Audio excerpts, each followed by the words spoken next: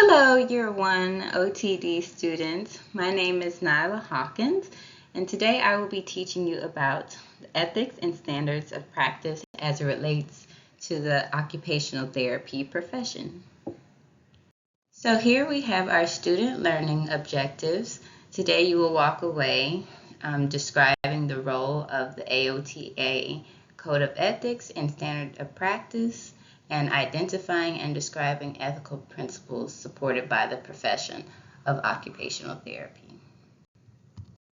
So here in this slide, we're going to talk about OT scope of practice, which I do realize you all are learning in your process and practice class. So I'm not going to go too deep into it, but to give you a foundation, scope of practice is referring to those activities that a person licensed to practice as a health professional is permitted to perform. And this is determined by statutes enacted by state legislation and rules adopted by the appropriate licensing entity. For occupational therapy, our accrediting agency is the Accreditation Council of Occupational Therapy Education, also known as ACOTE. The AOTA defines scope of practice in occupational therapy as a model definition to promote uniform standards and professional mobility across state occupational therapy statutes and regulation. It is intended to serve essentially as a resource for consumers, healthcare providers, educators, and the community. So now we're going to get into the AOTA Code of Ethics.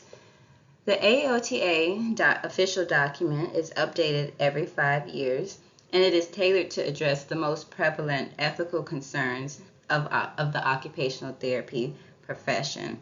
It also has its own core values that is outlined in the standards of conduct that the public can expect from those in the profession. The code applies to all occupational therapy practitioners in all areas of OT and should be shared with all relevant stakeholders to promote ethical conduct. The AOTA Code of Ethics serves two purposes. It provides aspirational core values that guide occupational therapy practitioners toward ethical courses of action and professional and volunteer roles, and it delineates ethical principles and enforceable standards of conduct that apply to AOTA members. So here we're going to talk about ethics, which you may have already learned in your undergrad education. Ethics is a branch of philosophy that is concerned with how humans conduct themselves. It promotes the consideration of values, which we will go into more on the next slide, and it essentially guides practice. So now we will talk about core values. There are a total of 7. The first value we're going to discuss is altruism. Altruism essentially is a value that is a demonstration of unselfish concern for the welfare of others. So OT practitioners reflect on this value in their actions and attitude of commitment, caring, and dedication, responsiveness, and understanding. Equality is a value that indicates that all persons have fundamental human rights and the right to the same opportunities. OTs demonstrate this value in their practice by maintaining an attitude of fairness and impartiality and treating all persons in a way that is free of bias.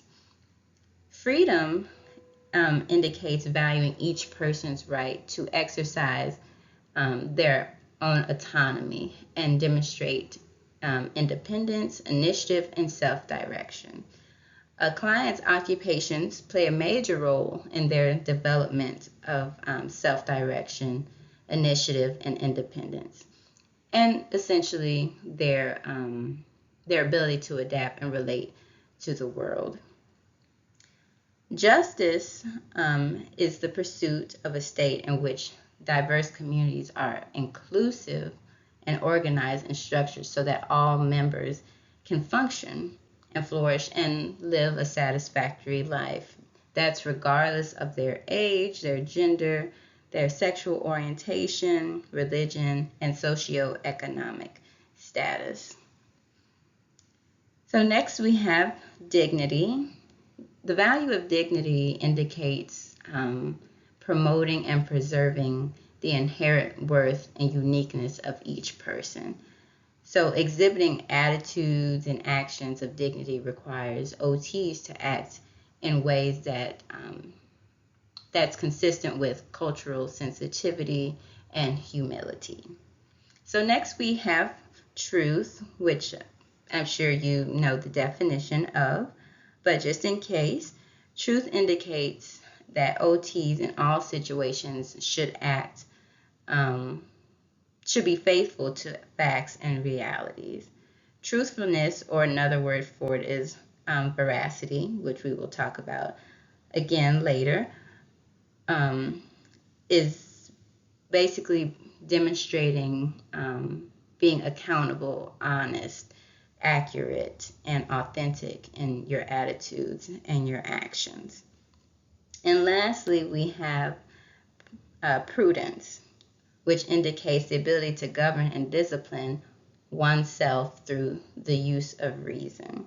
So to be prudent means to value discretion, vigilance, moderation, and care in the management of one's own affairs. It also must be exercised in a clinical and ethical reasoning interactions with your colleagues and volunteer roles. So we're going to take a moment to reflect by doing a group activity. What I would like you all to do is please take a few minutes with your table and come up with examples of one core value and its application to occupational therapy. So with your group members at your table, try to come up with examples or a scenario of a core value that we've discussed so far. Thank you all for your examples from your group activity. I thought your scenarios and examples were appropriate when describing core values. Now we're going to dive into ethical principles. So the principles that are listed here are beneficence, non-malfeasance, autonomy, justice, veracity, and fidelity. And we're going to go over each principle in the next slides. The principle of beneficence is it requires to take action towards the benefit of others. So that means to promote good, preventing harm, and removing harm, and defending the rights of others. An example of beneficence would be offering services, OT services to be more detailed, that benefit persons with disabilities, and acting to protect and remove persons from dangerous situations. The principle of non-malfeasance indicates that occupational therapy practitioners must refrain from causing harm, injury, or wrongdoing to clients receiving OT services. The difference between non-malfeasance and beneficence is that beneficence requires taking action to incur benefits, while non-malfeasance requires avoiding actions that cause harm. So an example of non-malfeasance, let's say an occupational therapy intervention might require the service of a client to invest a great deal of time and energy and probably some discomfort. However, the time and discomfort are justified by the potential long-term benefits of that treatment. So the principle of autonomy expresses the concept that OTs have a duty to treat the client according to their desires within the bounds of accepted standards of care and to protect confidential information.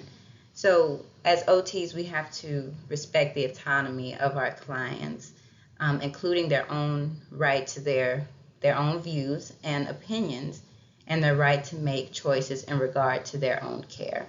So a good example of autonomy can be persons have a right to make a determination regarding care decisions that directly affect their lives. In case there's an event that a person cannot make sound decisions, their autonomy needs to be still respected through the involvement of an authorized agent or their caretaker.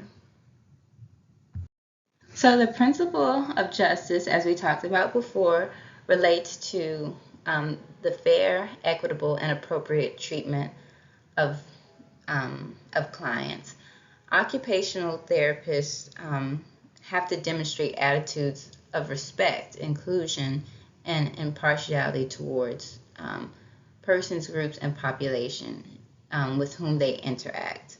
Like I said before, regardless of their age, their gender identity, race, religion, or socioeconomic status. So a good example for this principle of justice are OTs working to uphold a society in which all persons have equitable opportunities for inclusion and meaningful occupational engagement. The principle of veracity refers to accurate and objective transmission of information that fosters or facilitates understanding of information. So in communicating with your client, OTs have to promise to be truthful and not deceptive. So for example, when entering into a therapeutic relationship, the client has a right to accurate information. In addition to transmission of information, it also has to include to ensure that the client or participant, if you're doing research, understands the information that is being provided to them. So the principle of fidelity refers to the duty that one has to keep a commitment once it's been made. The commitment refers to a promise that's been made between you as the occupational therapist and your client. To further your understanding of the AOTA Code of Ethics, we're going to watch a video that of ethics violations within the field of occupational therapy. After we're done with the video, we're going to read a case example to reinforce your learning. Now that we've watched a video concerning AOTA ethics violations, I want you to apply concepts from that video and what we've talked about thus far to this case example. And it reads as follows. Your friend Anna is on her fieldwork placement. As time goes on, Anna becomes withdrawn. One day your concern pushes to ask her what is going on. Anna tells you that her fieldwork educator has been acting inappropriate towards her. She states that the fieldwork educator has been touching her thigh several times. Shocked by this information, you urge Anna to tell her supervisor. What ethical principle has the fieldwork educator violated? How can you use ethical principles to protect yourself? So I want you to take a few minutes to write down your answer, and then we'll share with your peers. So this is a follow-up from our case example. These are steps to solve an ethical problem. First, you want to gather the facts, identify the type of problem, clarify your duties, explore alternatives, complete the action, and evaluate the outcome. So here in this slide are the standards of conduct. There are 7 standards: professional integrity, responsibility and accountability, therapeutic relationships, documentation, reimbursement and financial matters, service delivery, professional competence, education, supervision and training, communication, and lastly, professional civility. Now we will go on to discuss standards of practice for occupational therapy. So this document outlines requirements for occupational therapists and occupational therapy assistants for the delivery of OT services. So here is the assignment that I would like you all to do. You'll write a 2 to 3 page paper that demonstrates your understanding of the concepts that we talked about today as far as the code of ethics. You are expected to use at least 3 scholarly sources, and at the bottom I've provided you 3 prompts to write your paper.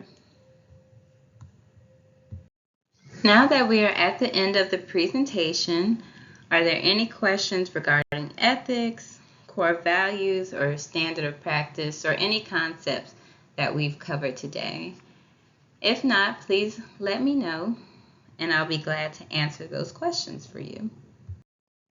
And here are my references from my presentation for today. Thank you all for watching and listening to my presentation on ethics and standard of practice in occupational therapy.